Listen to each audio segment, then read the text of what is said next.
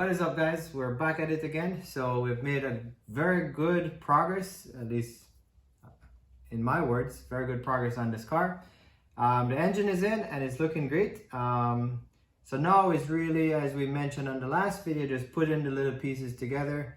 You know, all the little wires we unplugged and, you know, just odds and ends that need to be put back together. So my goal today is to kind of do like what I call like a speed fix or speed install. So we're just gonna go through everything quickly. So we're gonna hit the AC compressor. We're gonna do the throttle cable, get the engine mount on the front side of the car, and then I was actually gonna move forward with getting the coolant lines in on this side, on the driver's side, but I was inside the car moving the shifter, and I realized there was a lot of play. Actually, let me show you real quickly what's going on here. Hold on.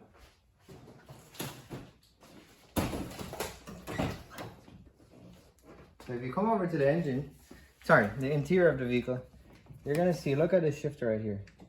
You see that play? So at first I thought that was normal because I thought the brass bushings on the cable linkages on the gearbox back there were okay. But then it was just making a noise and I heard it ticking in the back of the engine bay. So I went down there, and if we go under the car, you'll literally see, let me try to show you guys. Oh, this is gonna be hard. Let me get the camera up underneath there and show you what we have going on here. So if you see this, let me see if I can get this in here. This cable right here, look what happens.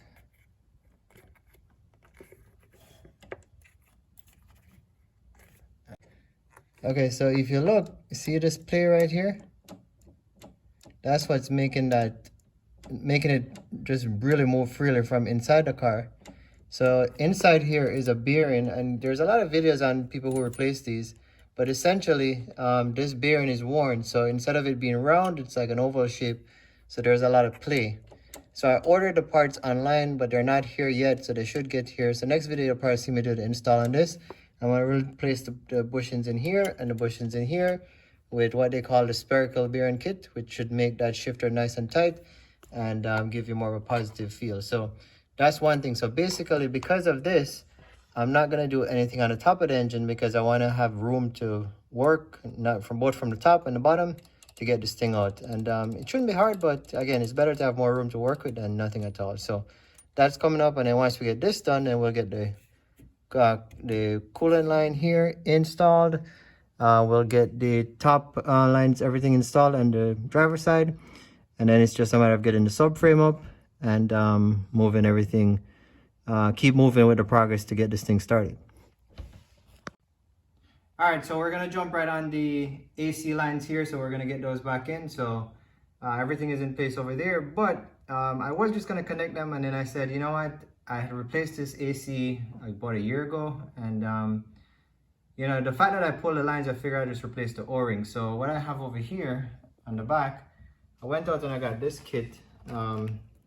It's basically an O-ring kit for AC systems. And these are the black O-rings are the ones that I guess whenever they change the compressor they put in. And I was just doing some research, and apparently the green ones are the ones that are supposed to be used for refrigerant lines. So I went out and I bought this kit from Napa just to, I mean, this is like cheap insurance. So I got the green ones, and that's again for HVAC systems, and they look like they match perfectly. So I'm gonna use these O-rings over there and button everything up and cross my fingers that when we recharge the system, it doesn't leak and it doesn't give me any problems. So let's jump right into the time lapse.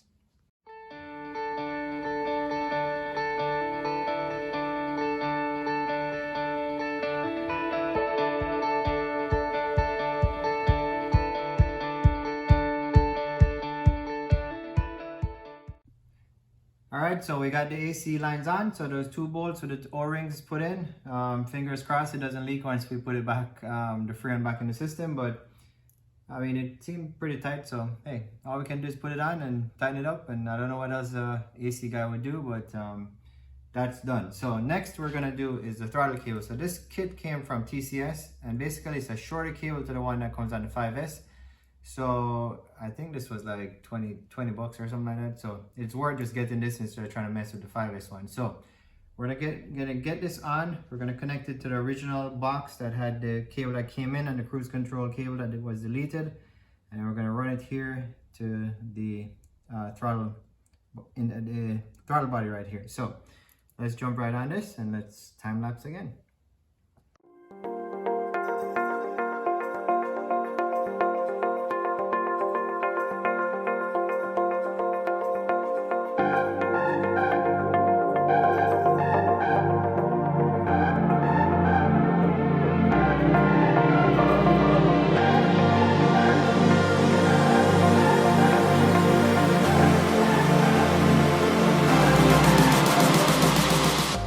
So we got the throttle cable installed right here. Again, this is a TCS part.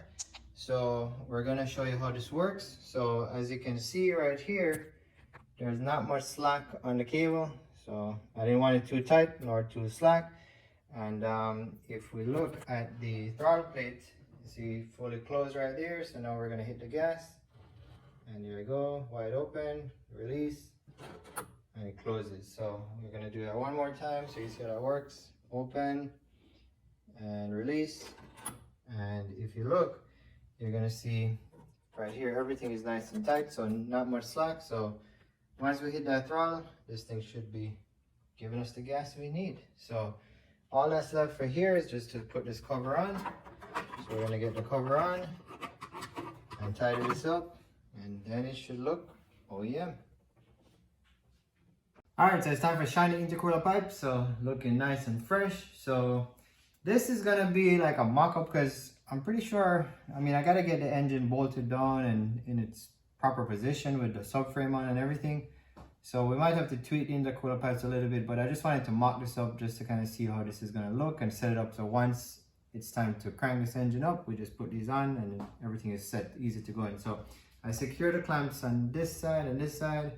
And we're gonna start with the lower pipe, so the one on the hot side. So let's get this in, and it goes in on the lower pipe for the lower inlet for the intercooler.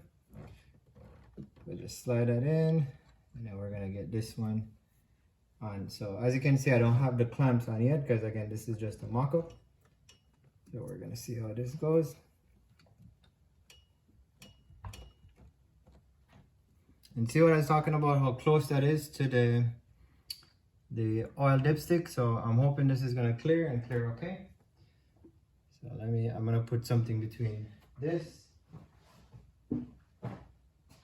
so I don't scratch this valve cover that I spent so much time painting. And there you go. So this slips on here. I have the clamps, but I'm not gonna put those on yet because I'm just mocking up right now. So that goes on right there. It's pretty close to here, as you can see. It's pretty close to here, and it clears the oil dipstick just enough. So I think once this is tightened up, it won't move, but I gotta be careful if it's gonna hit right here. But so far, so good. That went on pretty nice, and I'm liking how it's looking. And this one, we're gonna mock this up again.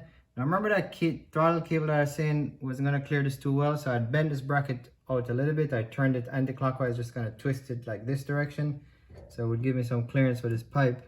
And so far it's working out just fine. So that goes on there, and this one would go on right here.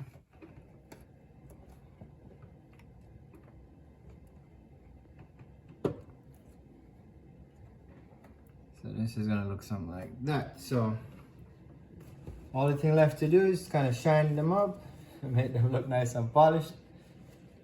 And everybody knows I like stuff polished and clean, so I'm very happy so far. So so basically this is what it would look like when the intercooler is mocked up.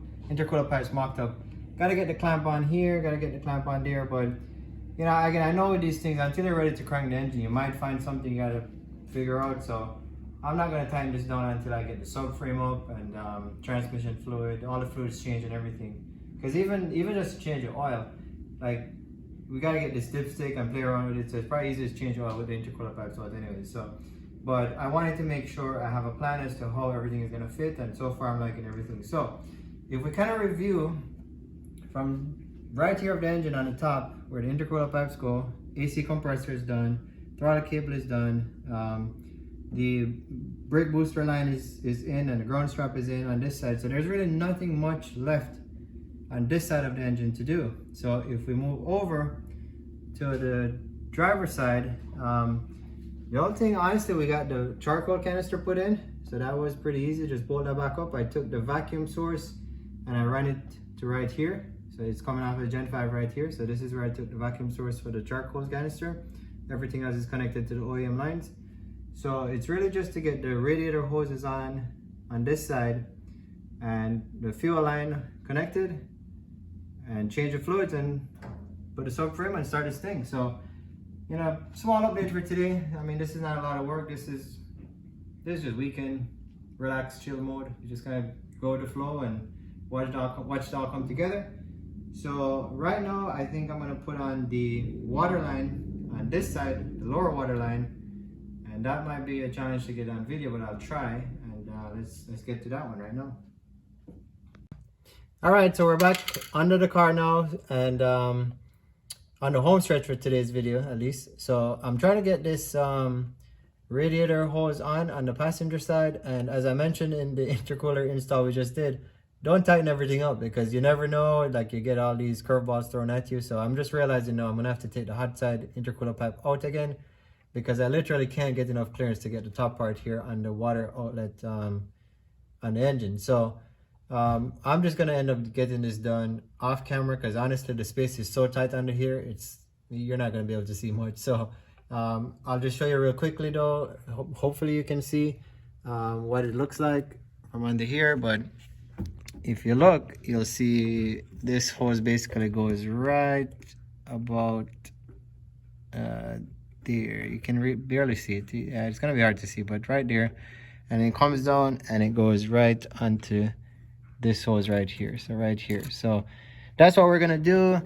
And today essentially what we did, we got the AC lines reconnected, we got the throttle cable installed, intercooler mocked up, and we're gonna get the passenger side radiator hose done. So next video we'll work on the driver's side. We'll get the cable bushings done. As I showed you, they were worn, so those are in the mail.